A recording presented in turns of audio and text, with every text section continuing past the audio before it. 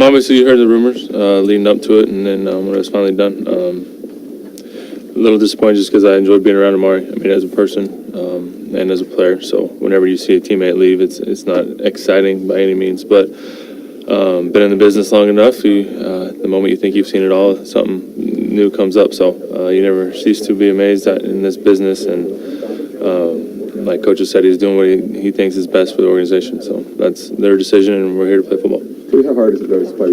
I'm sure you didn't sign here to join a team that was building for the future as much as trying to win now. How difficult is that when you see? It's obviously changed the plans, but it's not going to change anything that, my mindset or how the week's going to go. So I'll still prepare and go out and do the best I can with what they're asking me to do. So it's still football. And when you put the pads and helmets on and go out on the field, that's what it's about. And you just got to go out and play. Jordy, I mean, in teams 1 and 5, is it still difficult to trust the process? No, absolutely not. I think probably on the outside looking in, it could possibly be that way. But when you're in here every day, understanding what's going on, seeing the guys work and the coaches work, and understand where we're going, it's not hard. How would you describe kind of though? I mean, everyone understands the business. The decisions are still hard. They have an effect, an intangible effect. How would you say this trade has affected this as a team as a whole? I think it'll be a wait and see. I mean, obviously it happened on Monday and everyone was off yesterday. So, but one thing I would say about athletes in general, you have a very short memory. If it's how you're playing, the different things that happen year in and year out or within a season. So we'll quickly move on, and we got to be prepared to go play the Colts on Sunday. They're not going to feel sorry for us at all. So we got to prepare, continue to grind and get better, and that's what we're here to do and win a ball game. Was there a team meeting or gathering to talk about the trade? No, that's nothing to do with us down here. That's obviously the guys upstairs that are putting this team together. Derek, criticism. How have you seen him handle that, and have you perceived any sort of change in the way that he's viewed in? No, he's the leader of this team. Derek's does everything he can throughout the week to prepare and go out and play well. I think any quarterback in this league, I mean, to be honest with you, they probably get too much credit when we win and too much blame when we lose. That's how it's been, at least my 11 years in it. So that's part of their position. But no, we have all the faith in him. I don't even know what's been going on outside of that. I don't pay attention to it. So, but he's been the same guy that I've seen since day one I've been here. So, Is Marcell Ateman's next man up? What are your impressions of Marcell back to training camp? Yeah, he had a great camp. Obviously, I think it just came down to numbers when they put him on practice squad. But a guy who can make plays, big body, very smart in the classroom, takes his job very seriously. I think a lot of young guys can kind of tail off once they get put on practice squad and don't have that focus. And that hasn't happened with him or any of the guys we've had here. So because just like that, you can be called up and expect to go out on Sunday and make plays. So excited for him and look forward to seeing what he can do. When the team's 1 and 5 and there's big roster moves like this, as a veteran, do you feel the need to, sort of take the temperature amongst the younger players and help keep them on board, or as professionals, do they not really need that? I don't know. I'm not one that does much touching. To me, I'll show by the way I'll go out and practice today and tomorrow and prepare and play on Sunday. So, we're not where we want to be. Obviously, no one wants to be 1 and 5, but it is what it is, and the only way you can get out of it is continue to work. So, young guys, old guys, whatever your age is on this team, you just got to go out and work, and that's how I'll do my best to lead is just prepare and, like I said, go play on Sunday. Got to stay in it because when something happens, you got to be ready to go. It's kind of strange that he was your locker mate right there, and then now he leaves and you have you get your chance. Right? Yeah, definitely. And like he said, that's just a part of the game. You just never know what's going to happen. You just got to be ready. Have you spoken to him already since? No, I haven't spoken to him yet. I was just letting things settle before I hit him up. Yeah, makes sense. Being that your locker's next to him, being that you're in the same position room as him in meetings, and just watching him, what have you been able just to gain from his presence? Just his, he locks in. Whenever it's game time, he locks in, and he's a competitor. You know what I mean? You see him out there, he competes. I just like his game. I've been watching him since college. You know what I mean? So, he's a great guy to be around, and I got a lot of respect for Cool. anything you pick up, like in practice with him, route running, Oh, yeah, just work yeah. ethic, just Yeah, just, his route run is ridiculous. You know what I mean? So you just pick up on little things like that, pick up on, how he sets people up, how he maybe stems different routes and everything like that. So, just pick up on different things and, just asking questions. My young guy, he's been here, been doing it, so, at a high level. So, just pick up on things like that. Where do you feel like you've made strides since training camp, just with working on the practice squad? Man, just continue to grow with the offense. You know what I mean? I'm always in, I still go to the film room with them and everything, and it's just buckling down on really no mistakes when it comes to the plays. You know what I mean? So I was able to really have a full time 6 weeks to really, grab that playbook. My dad's rookie year for the Dallas Cowboys. So I've been around the NFL since birth, my entire life. My father played 6 years in this league. I'm going on 8 years.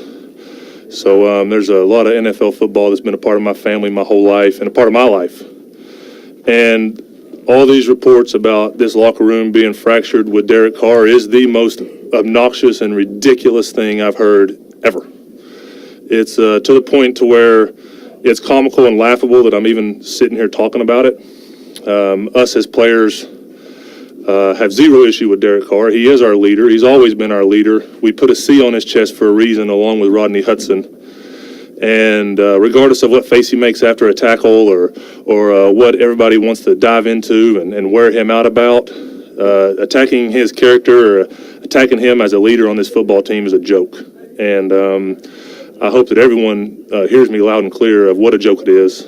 It's frustrating, it's annoying, and it's laughable and not fair to him when it's obviously not coming from inside this locker room. Anybody can say whatever they want. Coach Gruden and Derek are going to take all the bullets. We're 1-5. We're not playing the football we want to play. Coach Gruden had a lot of expectations coming in. We had a lot of expectations coming in. I understand that those two guys take most of the bullets, and those two can definitely handle it. If anybody can handle it, it's Derek Carr, based off of the person he is and the character he has. But to ever insinuate that there's an issue inside this locker room with our leader and our captain is the biggest joke I've ever seen. And I've been around this league my whole life. My wife, because of how much she loves Derek, because my wife thanks Derek on a regular basis for helping me be a better man off the field, based off of her love for Derek, she pulled up a video last night. And it was Tony Gonzalez and James Harrison and a couple other guys, and hell, they were talking about his religious beliefs and his political views and all kinds of crazy things that have no relevance inside our locker room and inside our brotherhood. Lee, how do you think Derek's holding up under it? Like, do you see it weighing on him at all, the outside stuff? Listen, guys, he's a human being. I mean, we're human beings. We're not robots, okay? He's got a 1-5 record as a starting quarterback for the Oakland Raiders. That's hard enough on him, much less, him worrying about his two sons, happening to see an article that he's not tough. I mean, it's ridiculous. So, of course it's bothering him. He's human. I'm human. I don't want people bashing me all over the internet for my friends and family to see, So, I think any man would lie, would say that it would be lying if they said it didn't bother him. Why wouldn't it, right? We're all human beings in this business. I think that's missed. I think that's the perspective that's missed. Listen, Derek makes $25 million a year. Coach Gruden's well paid, obviously. They're our head coach and our quarterback. They're going to take the bullets. And you know what? For the most part, I would never do this because that's part of their gig, and they both get it, and they both can handle it. But if anybody can handle it, it's Derek Carr. With his character and the person he is and the leader he is, he'll take the bullets for everybody else in this locker room all day long. But Derek Carr wasn't the one getting himself hit over and over in Seattle. I can promise you that. It was me. It was everyone else on this team that was getting his head dented in. So, and I don't think he's blamed anybody, has he? No, I can promise you he hasn't, because he's a better man than anybody standing here. So, of course it's bothering him. Why wouldn't it? He's human. Somebody can be a good man, but be struggling at the game. Yeah, absolutely. So, Absolutely. Can you have those tough conversations, if that's the case with him or your teammates right now when you're 1-5, if you see somebody on film not doing their part? I think there's a lot of us that need to get better. We're 1-5, and I mean, Seattle was ugly, right? I don't think there's any hiding that was an ugly football game from just about everybody on the field. Derek was running for his life. We couldn't run the ball. We couldn't throw the ball. We couldn't do much good anywhere. Our field position was terrible all day, so think all of us need to look at each other, but absolutely, Derek's always going to come in here and tell us when he needs to play better. That's something that he does on a daily basis. Besides Coach Gruden, who is, like I've said before, is a wild man. I mean, I don't think he goes home ever. His wife probably sees him 3 hours a week awake. He's here all the time. Besides him, Derek Carr's in this building as much as anybody, working and trying to get better. So, of course, we have those conversations. Derek tells me when he needs a little more out of me. I do the same with him. Along with, like I said, this is a brotherhood. Everything, all this noise on the outside, the reason it's so laughable is because it's all just nonsense. But I think all of us can play better. I think being a good, I agree with you. Being a good man doesn't keep you employed in the NFL. We're not here for popularity contests. We're not here to be good Samaritans. We're here to entertain people and win football games. And it's a production-based business. But Derek Carr's a great football player, and there's a reason he's got a C on his chest. There's a reason he's got a $125 million contract. I mean, this guy's, it's crazy that all of a sudden Derek Carr is even a topic of conversation. But once again, he is the quarterback. He's not having the year he wants to have. And, we see the statistics. We get it. But by no means is anybody in this locker room worried about Derek. What was your reaction to Amari getting to Dallas? It's always, I said yesterday with Vic, it's always hard when you lose elite players, especially players that were homegrown and drafted here. You know what I mean? But at the same time, those decisions are made upstairs. Coach Gruden has made us aware every step of the way that he's doing what he believes is best for the Oakland Raiders. This year, next year, the next year, the next year, the next year. He loves the Raiders. I mean, I don't think it's a really big secret how many jobs he probably got offered in the last 10 years, right? And he waited for the Raider job. This is the job he wants. This is where he wants to be. He never wanted to be traded. If anybody knows what it's like to be traded, it's John Gruden. He got traded himself. So it sucks watching my man Coop leave. I was here when we drafted him. I've watched him grow. I've watched him become a Pro Bowl player. I've watched him be unstoppable. So, of course, we want Amari to be on our team. But at the same time, Coach Gruden's doing what's best for the Raiders long term. And that's his job. My job is to play tight end. Derek's job is to play quarterback. Rodney's job is to play center. So we'll all tell you that we weren't happy to see Amari leave. He's a great football player. But there's a plan in place for this organization that is, above our call of duty. Our call of duty is to play football and win football games and give everything we have to our teammates. New faces. A lot of new faces. Derek, you lost a guy that you developed a lot of chemistry with over the past couple of years, obviously. What was your initial reaction when you saw Amari got traded? Man, it was hard. Same with Khalil, it's hard. More so because those guys are my friends, They come over to my house, we play, as you know, play basketball, they hang out with my kids, all those kind of things. That's the hard thing, is not seeing my friend every day. And as soon as I got off the field, I had I wanted to come grab him, before he headed out, but he was already out, and I got to my phone, he already sent me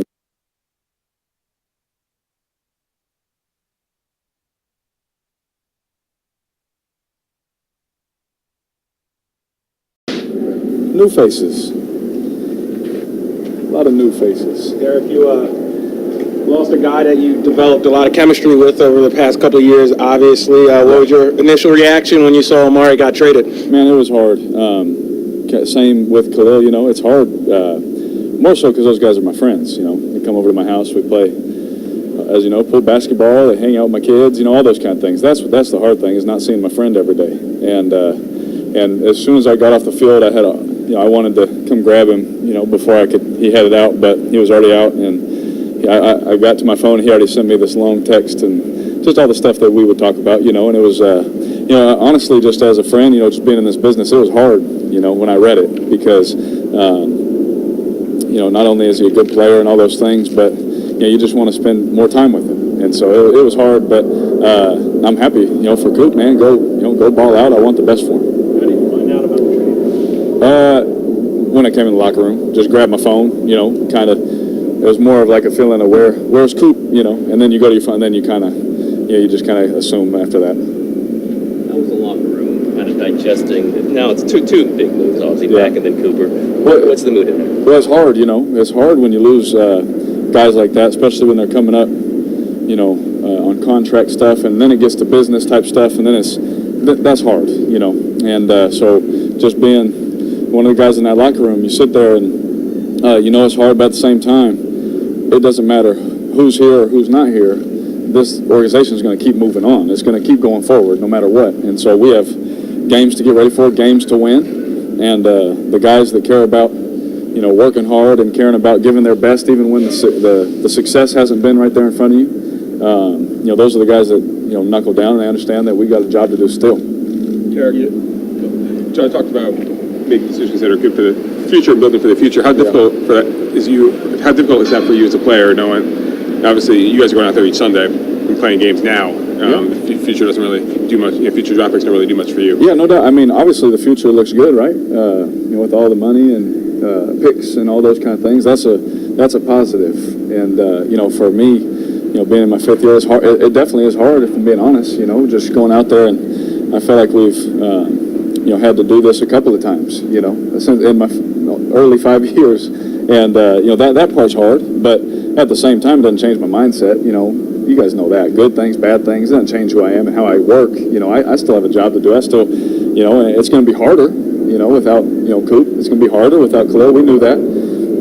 It's not going to make it easier, especially for, you know, us, for a quarterback or anything like that. But that's no excuse. We need to go perform and we need to go win games, and that's my mindset, and that's how a lot of our guys, offensively, you know, we're in the meetings together. Offensively speaking, that's how we feel. When you trade an all-pro defensive end and you trade a Pro Bowl wide receiver in a couple months' time, people think, well, perhaps anybody could be traded. There's speculation that the whole roster is open, and your name has been among those floated as a possibility. You seem like you're aware of that. What are your thoughts about that speculation and possibility, even, I don't know how possible it is, that you yourself could be traded? Oh, man. Well, I think my brother told me when I came to the NFL, if they cut Peyton Manning, they're going to cut you someday, too. And so that's always a realization for anybody in our locker room. We all have to show up and give our best on the practice field, the meeting room, and all those kind of things to make sure we're around, you know, for the long haul. And so, but to be honest with you, I'm quarterback here today. I have confidence I'll be here tomorrow. And when we turn this around, I'm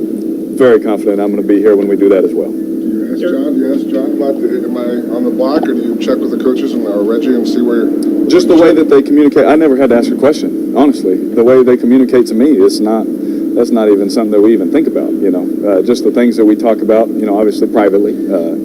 Just the way it's communicated, I'm trying to, you know, answer, but, you know, that's just how it is. Derek, talk about going through this before, the building process before when you first came in. Could you have ever imagined when you guys were a 12-win team just 2 years ago that you'd be doing this? I didn't. I don't think any of us did, really. But then, you know, when you get a new coach, you know, obviously we had the year and then we lost Coach Del Rio. You get a new coach, you know, that they're going to build it, you know, the way they see fit, you know, and that's just how it goes. That's this league. And, you know, all you do is control what you control. I come in here and I bust my tail. No one can deny that. I give it everything I can for the city of Oakland, for our fans, for our teammates, you know, for my family, for my faith. I'm never going to give it anything less than my best. So no matter what, you know, it's not ideal. It's not what I imagined it to be.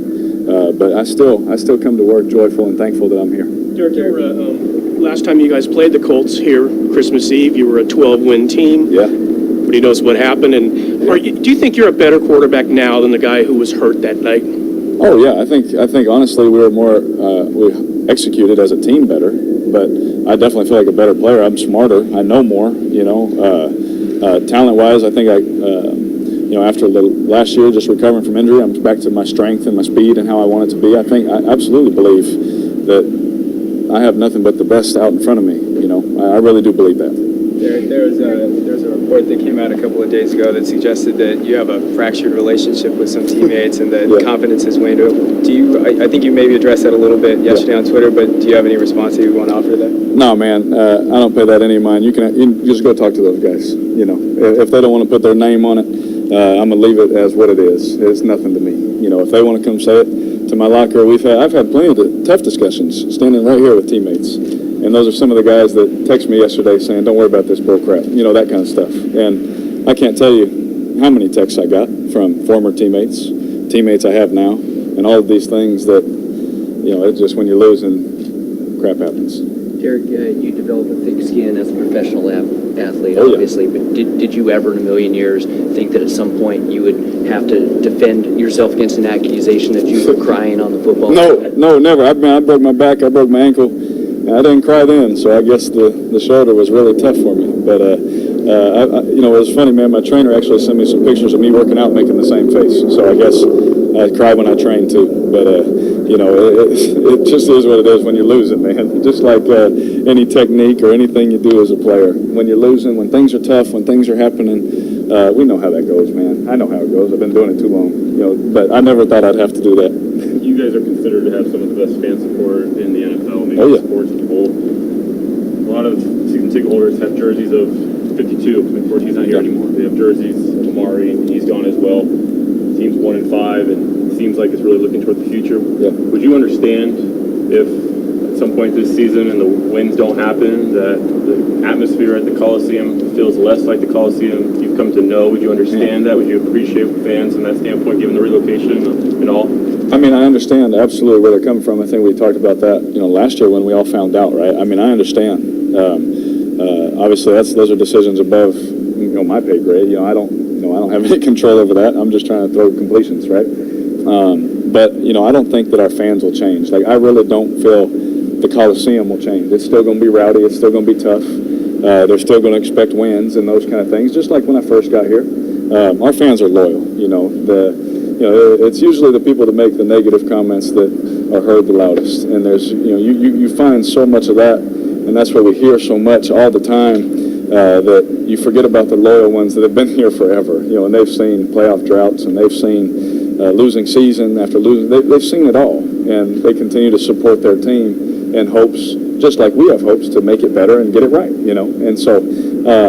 Well, I'd be surprised if it changed, because I know our fans, I know how loyal they are, but I understand their pain. I really do. Two more, guys. Derek, why do you think that Amari's production had fallen off this year? How do you explain that? You know, I don't know. You know, that's a better question for a coach, you know, for his coach. You know, probably EB would know better. But, you know, it's tough, man, because the guy works hard. You know, he's a good route runner. He has all the talent in the world, and sometimes, you know, you're just covered. You know, sometimes, you know, he was open. They made big explosive plays. You know, I don't know the fine-tuning things. I'm not a receivers coach, you know, but I do know this, that he has the talent moving forward to be dynamic and to be unstoppable.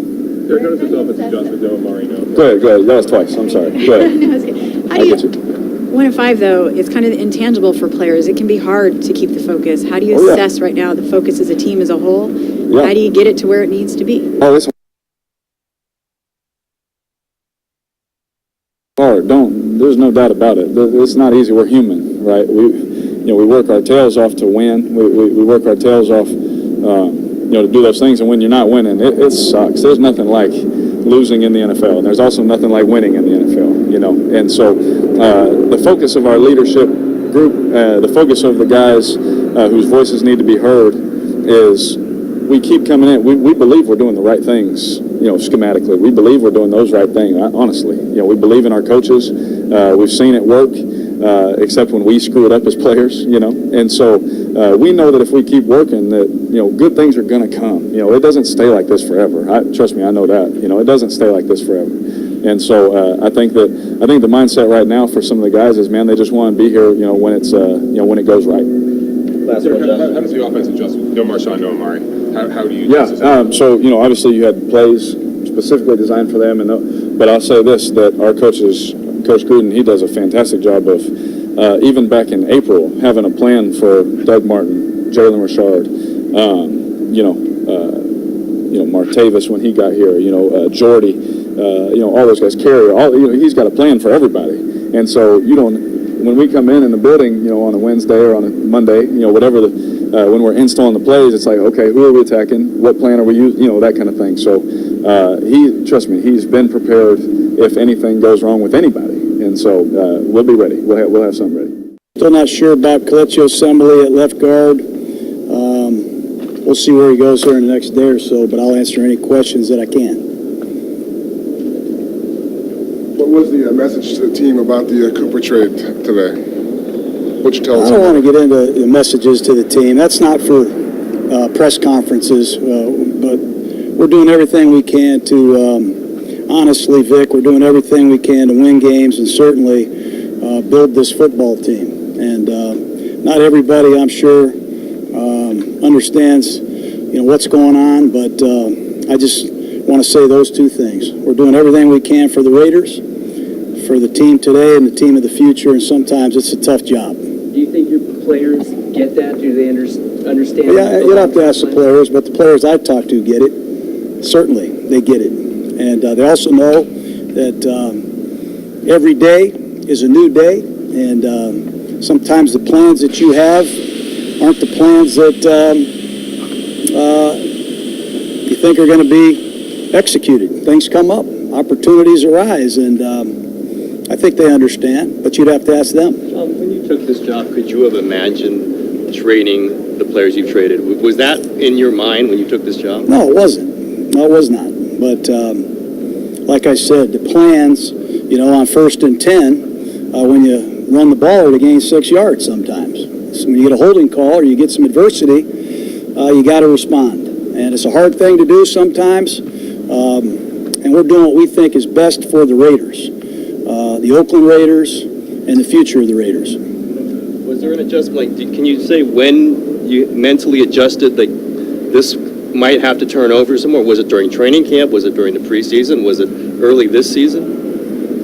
I'm not going to get into the roster that we inherited and who was a free agent, what we felt we needed, who was available, why we drafted who we drafted. There's a lot of decisions that I'm not going to rehash today. We're getting ready for the Colts. We're doing everything we can to build this team the right way, and we'll continue to do that. The balance is the building in the right way, and then trying to win each week. Obviously, getting rid of guys like Cooper. It's hard to win, period. It's hard to win in this league, period, no matter who you have on your team. It's a tough league, and certainly the 2 trades that we made are going to be highly scrutinized, and I appreciate everybody's job that they have to do.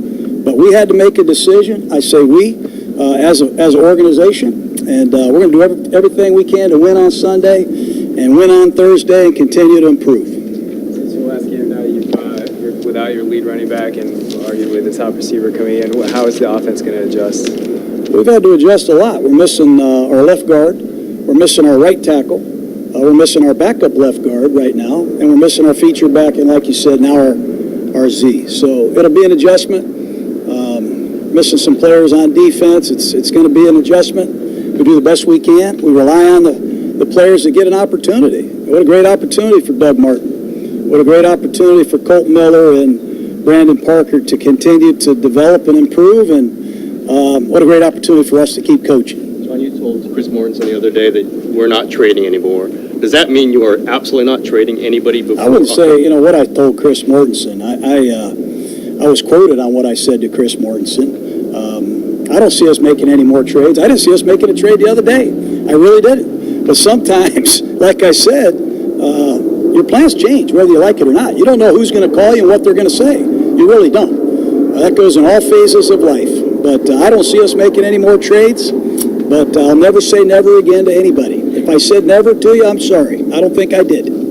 So if somebody calls about Derek Carr, that's not... I'm not going to speculate about that today. I don't see us making any more trades. Certainly, I don't see us trading our quarterback. Coach, with Amari now gone, what do you see, or what do you expect from Martavis and Jordy going forward? Well, we need everybody to step up. We need everybody. DeAndre Washington, Jalen Richard, everybody's role will change. You lose a really good player, everybody has to step up. And Jordy obviously is going to be playing multiple positions. I think you'll see more Seth Roberts. I think LaFell's a good player. He's played at a high level. He's been in a Super Bowl. He knows how to play this offense. So we'll lean on all our receivers and certainly our tight ends as well. With the running back situation, do you expect to have Doug be the main guy, or could Jalen get more carry, or how do you work DeAndre? Yeah, we think Doug's a feature back. He's had 1,500 yards in this league twice. He's practiced hard. He's ready to go. And I think you've all seen Jalen Richard has carved out a unique role. He's a really good player. And we'll try to get more out of him.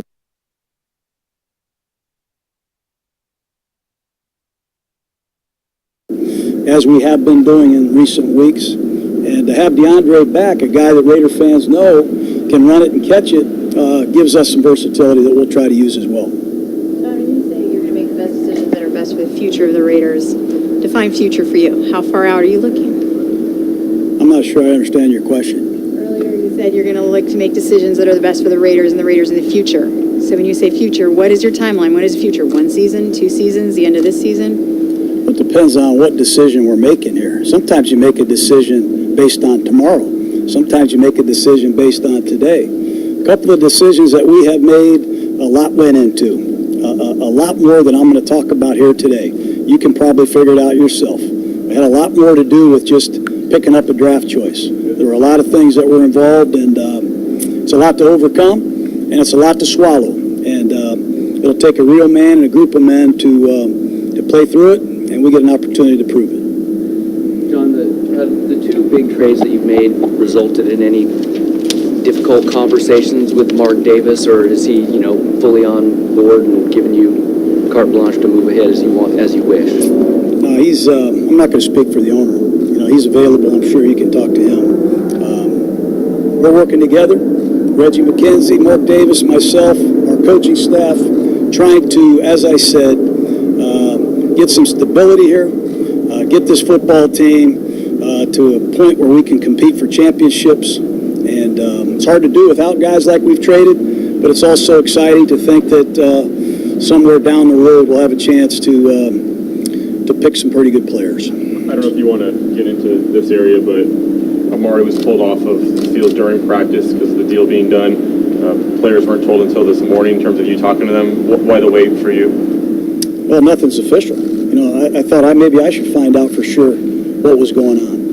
I don't even know if the trade's official yet, honestly. So, look, there's people working in the building where we're out here on the practice field. We just don't turn the lights off.